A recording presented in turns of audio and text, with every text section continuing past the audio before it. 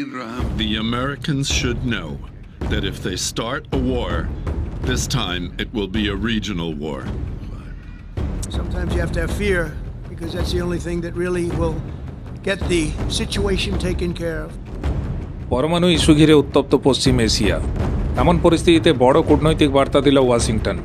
মার্কিন president Donald Trump প্রয়োজনে ইরানের সর্বোচ্চ ধর্মীয় নেতা আয়াতুল্লাহ আলী খামেনির সঙ্গে মুখোমুখি বসে কথা বলতে প্রস্তুত। এমনটাই জানালেন মার্কিন বিদেশ সচিব মার্কো রুবিও। তার বক্তব্য সংঘাত নয়, কূটনীতির পথেই সমাধান চায় আমেরিকা। তবে একই সঙ্গে স্পষ্ট বার্তা, ইরানকে কোনোভাবেই পরমাণু শক্তিধর হতে দেওয়া হবে না। ওয়াশিংটনের দাবি, ইরানের হাতে পরমাণু অস্ত্র গেলে তা শুধু পশ্চিম এশিয়া নয়, গোটা বিশ্বের নিরাপত্তার জন্য হুমকি হয়ে উঠবে। এদিকে গত কয়েক সপ্তাহে ইরানের আশেপাশে মার্কিন সেনা মোতায়েন বাড়ানো হয়েছে। পারস্য উপসাগরে পাঠানো হয়েছে রণতরী ইউএসএস আব্রাহাম লিঙ্কন।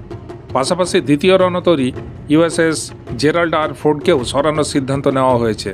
তবে রুবিওর দাবি, এই মোতায়েন সংঘাত বাড়ানোর জন্য নয়, বরং মার্কিন স্বার্থ ও সেনাঘাঁটি রক্ষার কৌশল। ওমানে ইতিমধ্যে এক দফা আলোচনা হয়েছে দুই দেশের প্রতিনিধিদের মধ্যে। শীঘ্রই ফের বৈঠকের সম্ভাবনাও রয়েছে। ফলে প্রশ্ন উঠছে, সরাসরি ট্রাম্প খামেনি বৈঠক কি পরমাণু দ্বন্দ্বে ইতি টানতে পারবে?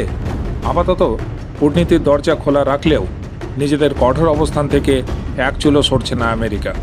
অবশ্য এ বিষয়ে আপনি কি মনে করেন? আপনার মতামত অবশ্যই কমেন্ট বক্সে জানান।